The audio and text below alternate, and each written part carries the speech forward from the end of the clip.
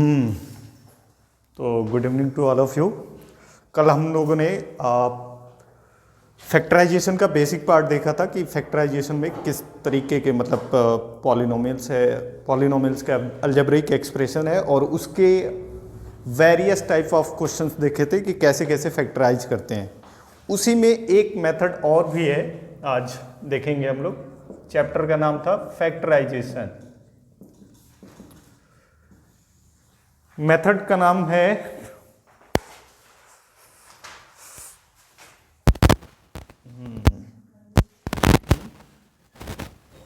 यहाँ मार्कर था क्या? तो मेथड का नाम है middle term splitting. Middle term splitting.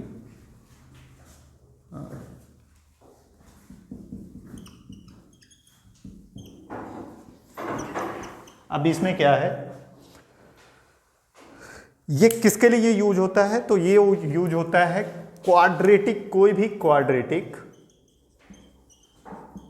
Quadratic expression होगा या फिर कह रहे हैं क्वाड्रेटिक पॉलिनोमियल होगा। ठीक है, अब क्वाड्रेटिक क्या होता है हम लोगों ने बात किया था। क्या होता है क्वाड्रेटिक?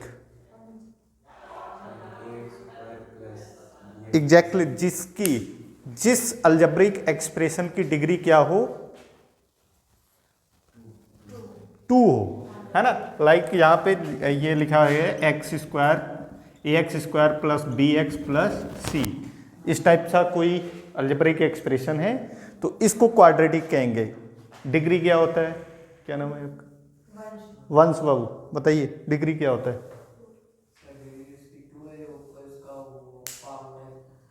डिग्री होता क्या है किसी भी अलजेब्रिक एक्सप्रेशन?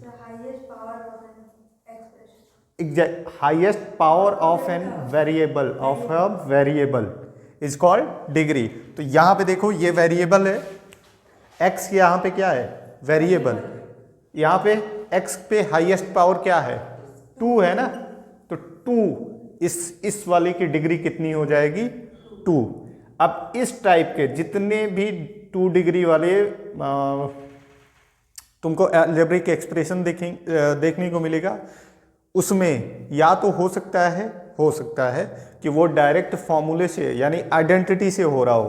हम लोगों ने कल उस टाइप के शायद क्वेश्चन किए भी थे जिसमें ये a square plus b square plus 2ab या फिर a square plus b square minus 2ab, इस टाइप का जो भी देखने को मिले ये। ठीक है, इससे होगा या फिर इससे। अभी जो मिडिल टर्म स्प्लिटिंग बताएंगे ये। थर्ड मेथड एक और होता है जो आप अपने क्लास 9th या 10th अपकमिंग जो क्लासेस है उसमें सीखोगे। उसको एक फॉर्मूला होता है जिसका नाम है श्रीधराचार्य फॉर्मूला, और क्वाड्रेटिक फॉर्मूला भी कहते हैं। तो वो उस टाइप के क्वेश्चन आएंगे नहीं, हम लोग अभी मिडिल टर्म स्प्लिटिंग तक देखते हैं। तो 3 मेथड है इस टाइप को सॉल्व करने। ये इस टाइप के जो भी अलजेब्रिक एक्सप्रेशन देखने को मिलेगा, इसको सॉल्व करने का बेसिकली कितने मेथड है? 3 मेथड। पहला है मिडिल टर्म स्प्लिटिंग, दूसरा है क्वाड्रेटिक फॉर्मूला या फिर वही कह लो श्रीधराचार्य फॉर्मूला, और third one is by identity. ये 3 मेथड है आपको सॉल्व करने का। उनमें से हम लोग आज ये तो कल डिस्कस किए थे आइडेंटिटी के थ्रू कैसे फैक्टराइज करेंगे। आज हम लोग मिडिल टर्म स्प्लिटिंग को देखेंगे कि कैसे करेंगे। ठीक है, तो मिडिल टर्म स्प्लिटिंग में देखिए जरा क्या करेंगे।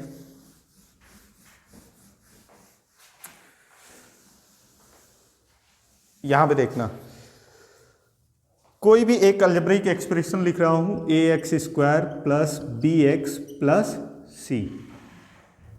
ठीक है, करना क्या है आपको? a और c को सबसे पहले क्या करो? मल्टीप्लाई कर लो। a और c को मल्टीप्लाई करोगे, ये कोई एक नंबर आएगा d, मान लो लेट कर लिया d आएगा। एल्गोरिदम बता रहा हूं, एल्गोरिदम पता है ना क्या होता है?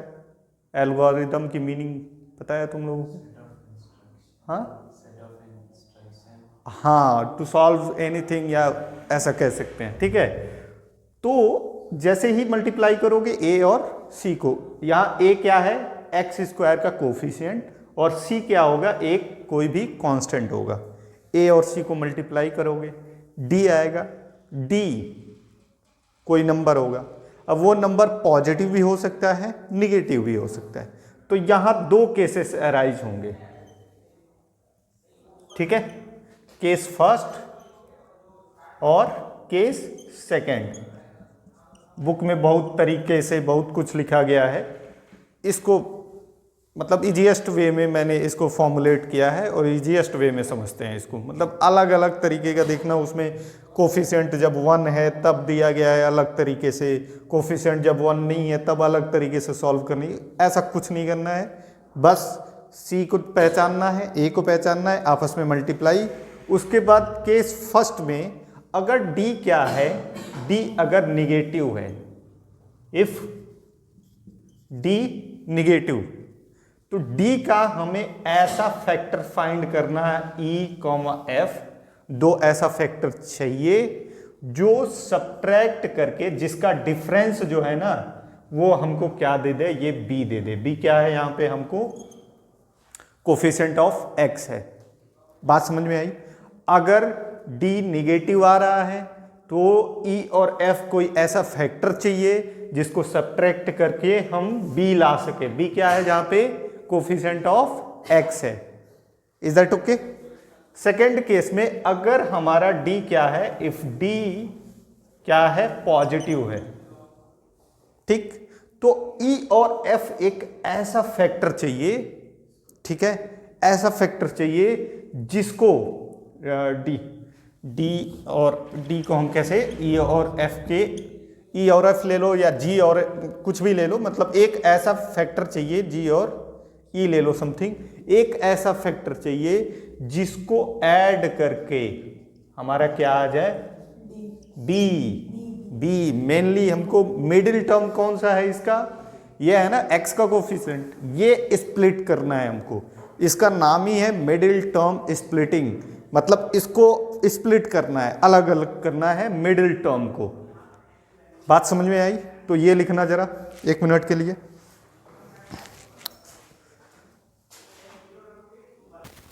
ठीक है, तो इससे रिलेटेड कुछ एग्जांपल्स देखते हैं हम लोग, है ना। एक एग्जांपल लिखना जरा, ये लिखा गया है, क्वेश्चन है ये, a² प्लस 2a माइनस 35, ठीक है। अब इसको स्प्लिट करना, मिडिल टर्म स्प्लिट। तो यहाँ पे देखना, अब ये देखो, ये चेंज हो सकता है, वेरिएबल हमारा क्या हो सकता है, चेंज हो सकता है ना। x के प्लेस पे यहाँ पे a आ गया है, ठीक है।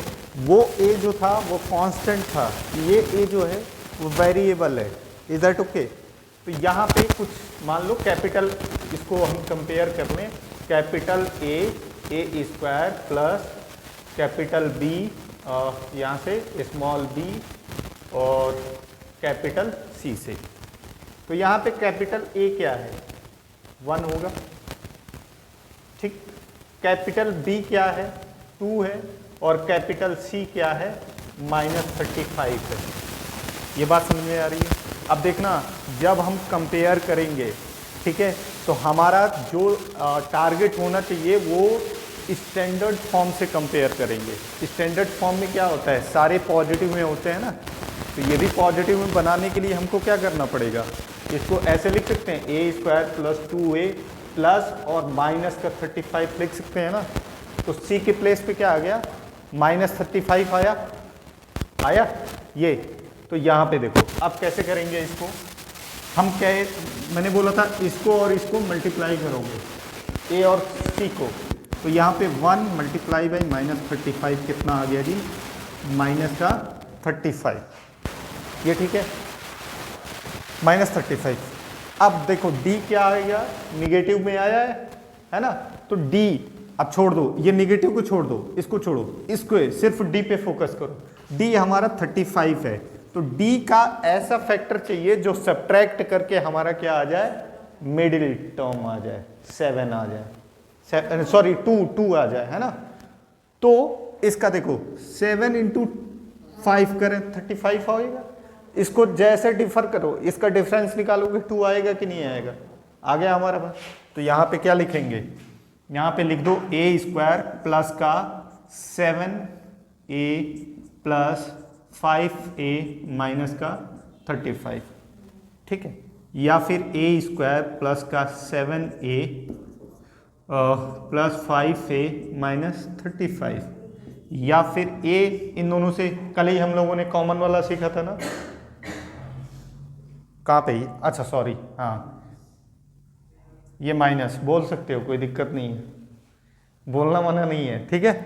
तो ए स्क्वायर और ये सॉरी यहाँ से a कॉमन ले लें, a प्लस 7 और यहाँ पे भी माइनस आएगा ना, तो -5 कॉमन ले लें, तो ये आ जाएगा a प्लस 7।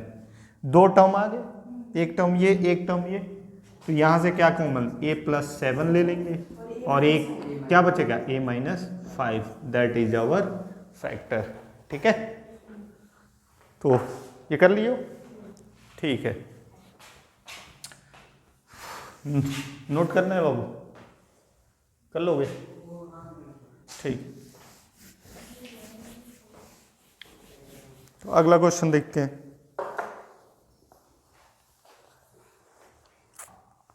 ये है question 6y square plus 8y minus 8। Try करो जरा एक बारी।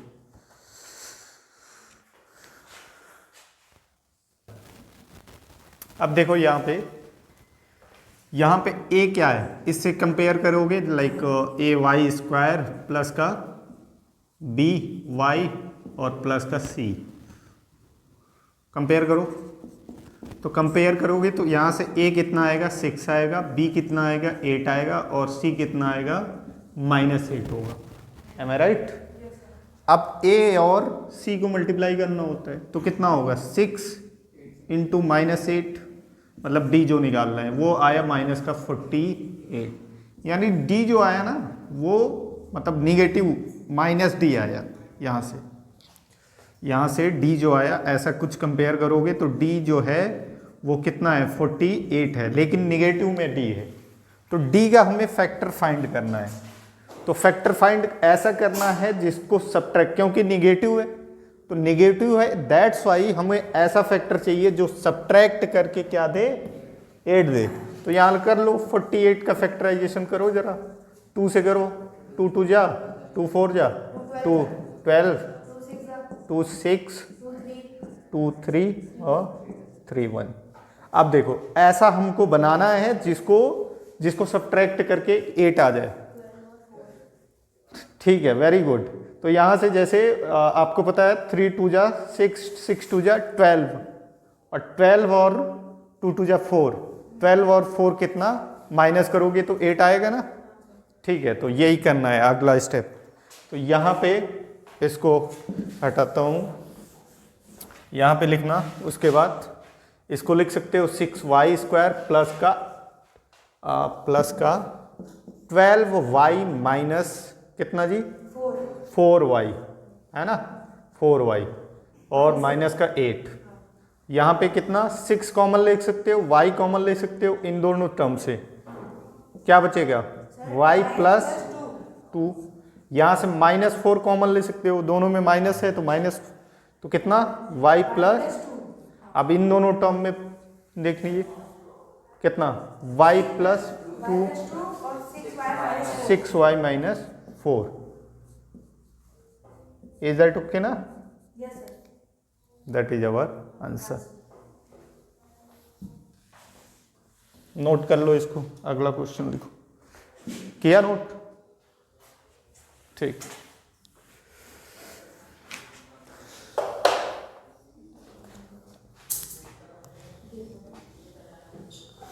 क्वेश्चन है -2x square plus 17x minus 30। करो सॉल्व। क्या कर रहे हो भाई?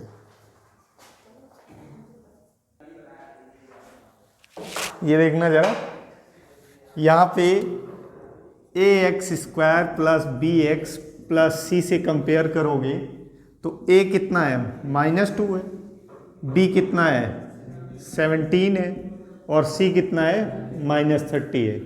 तो ए और सी का जब मल्टीप्लिकेशन कर रहे हैं तो -2 मल्टीप्लाई बाई -30 कितना हो जाएगा? +60 पॉजिटिव आएगा कि नहीं आएगा? अब इन भाई साहब ने किया क्या कि इसको किया 20 × 60 और 20 - 3 जो होगा वो 17 आ गया इनका, और उसी पे लगाने जा रहे थे। ठीक है, और लगाने जो जा रहे थे, मिस्टेक देखो, अभी जैसे ये करते, मैंने बोला था कि जब मल्टीप्लाई कर रहे हो इन दोनों का अगर वो पॉजिटिव आ रहा है तो हमको ऐड करके मिडिल टर्म लाना है। तो ऐड कहाँ, सब्ट्रैक्ट करके तुम तो ला रहे हो। गलती समझ में आ रही है?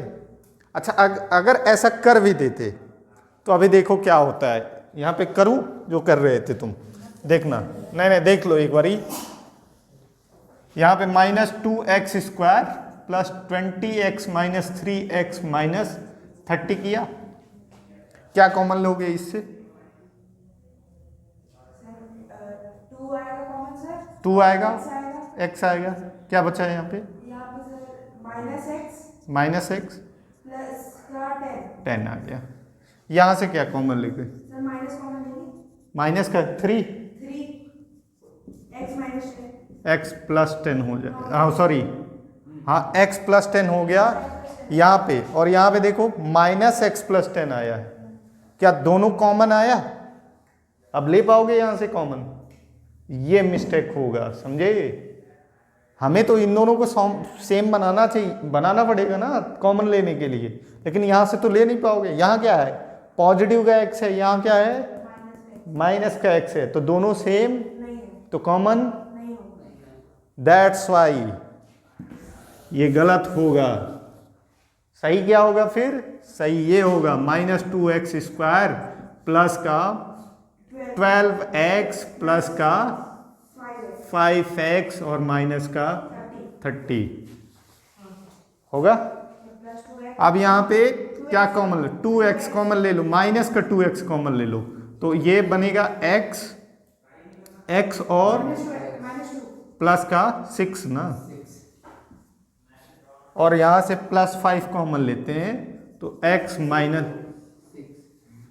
अच्छा यहाँ पे माइनस आएगा, सॉरी -6, ठीक है, और x -6 यहाँ पे भी आ गया। तो ये x -6 एक बार लिखोगे और ये -2x + 5 इज द आंसर। समझ में आया मिस्टेक?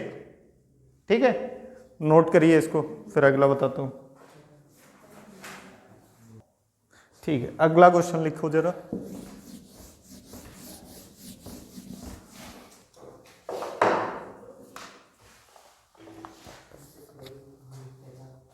क्या हो गया? क्वेश्चन है -4y² -9 और -13y। करिए भाई इसको।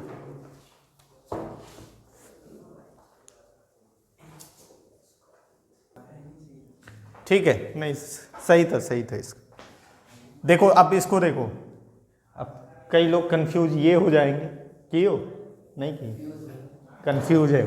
अब की कंफ्यूजन होगी क्या, मैं बताता हूँ।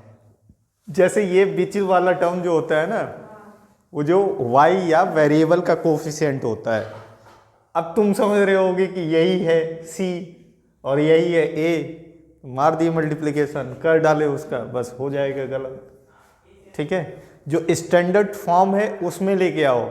जैसे -4y² इज दैट क्लियर, और यहाँ पे -13y, ये y वाला मिडिल में आना चाहिए, समझे, और -9 यहाँ पे लिखोगे।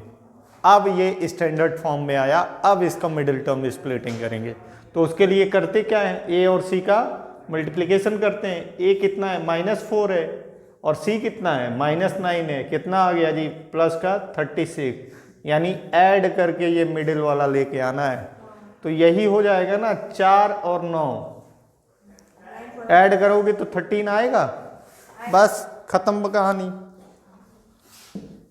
वैसे ये तीनों में माइनस था तो माइनस भी कॉमन लेके कर सकते थे, माइनस कॉमन ले लेते, उसके बाद सॉल्व हो जाता, इजी हो जाता। अदरवाइज नहीं भी किया है तब भी कोई प्रॉब्लम नहीं है। यहाँ पे देखना -9 + 4y - 9 या -4y² -9y और माइनस का 4y - 9 और यहाँ से माइनस का कितना 4 कॉमन लिया, 4 यहाँ से क्या कॉमन ले सकते हो, 4 तो आएगा नहीं।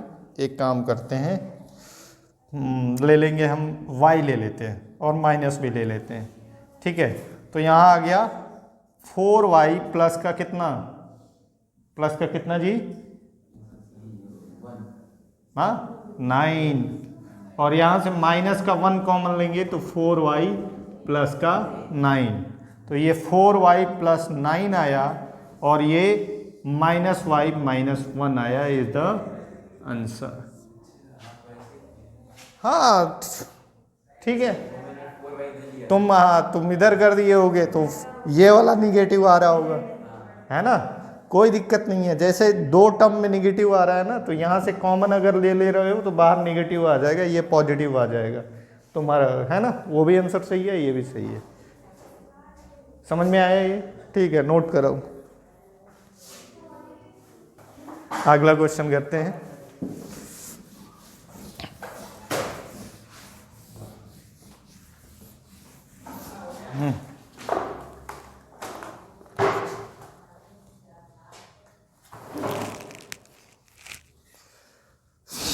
क्वेश्चन है a² + 14ab प्लस का 40b²।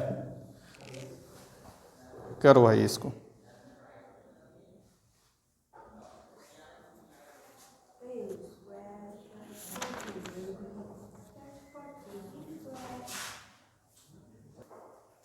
देखो इसको,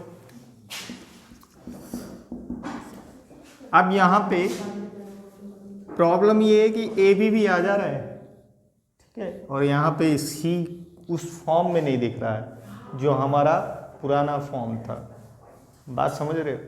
लेकिन उस पर हम चर्चा क्यों करें, थोड़ा सा दिमाग लगाना है कि a² को ऐसे ही रहने दें, कोफिशिएंट को ही सिर्फ मल्टीप्लाई करके देख लें हम, ठीक है।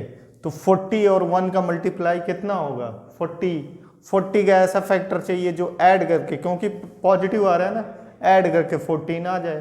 तो 10 × 4 कितना, 10 × 4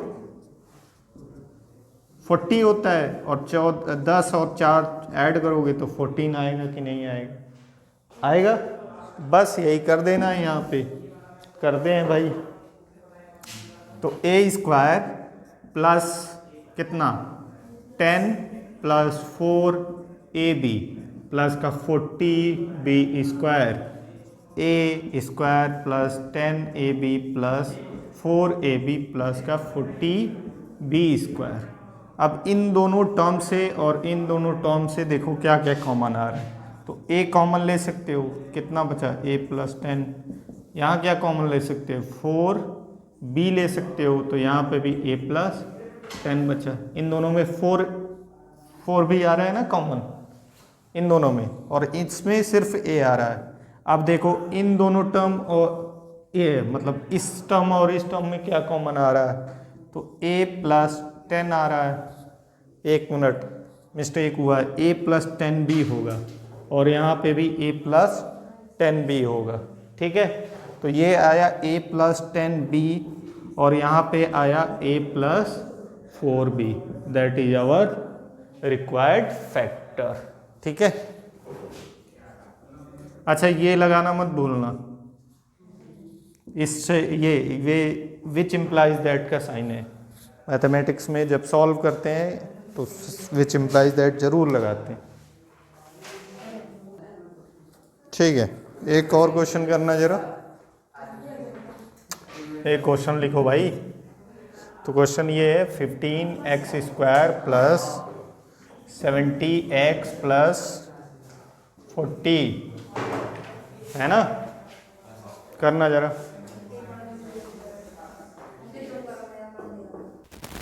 ठीक है, तो कैसे किए हो इस क्वेश्चन को बताना जरा। हाँ गुड, वेरी गुड, फैक्टराइजेशन से। तो यहाँ से देखो, अगर हम देखें तो इन तीनों टर्म्स में कुछ कॉमन आ रहा है, x नहीं 5, फिर मल्टीप्लाई करोगे बहुत बड़ा नंबर आएगा, और फिर उससे तुम, तो उससे बढ़िया सिंपलेस्ट करो इसको। ऐसा करते हैं, पूरे से 5 को कॉमन ले लेते हैं। तो यहाँ क्या 3x² प्लस यहाँ कितना आएगा, कितना आएगा जी, 5 1 जा 5 और 2, हाँ यहाँ 20, हाँ 14x और प्लस यहाँ कितना आ जाएगा 8। ठीक है, अब नेक्स्ट स्टेप क्या होगा, इसको तो ऐसे बाहर रखो। यहाँ पे देखो 8 और 3 का मल्टीप्लाई करेंगे तो कितना आएगा जी, 8 इंटू 3 24 आएगा ना। अब 24 का ऐसा फैक्टर चाहिए जो ऐड करके 14 दे। 12 और 2 इज द राइट आंसर। तो 3x² plus 12x plus 2x plus 8, और हमको पता है तुम लोग इसको मल्टीप्लाई किए होगे, I know very well that. तो यहाँ से यहाँ 3, लेकिन मुझे फर्क नहीं पड़ता कि तुम लोग कैसे किए हो, मैं अपने तरीके से करूँगा। तो यहाँ से 3x कॉमन ले लिया, x प्लस है क्या अच्छा हाँ ठीक है 4, ये 4 आ गया, और यहाँ से क्या कॉमन ले सकते हैं, 2 ले सकते हैं, तो x प्लस कितना आ गया 4 आ गया। तो ये हो गया। अब यहाँ से 5 बाहर ही रहने दो, ये x प्लस 4 आ गया, और ये कितना आ गया 3x प्लस 2 आ गया जी। तो दैट इज आवर आंसर ना।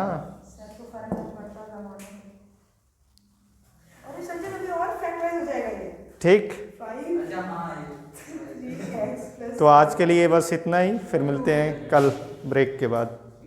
इज दैट ओके ना? हाँ, तो क्वेश्चन करके आइए, फिर मिलते हैं।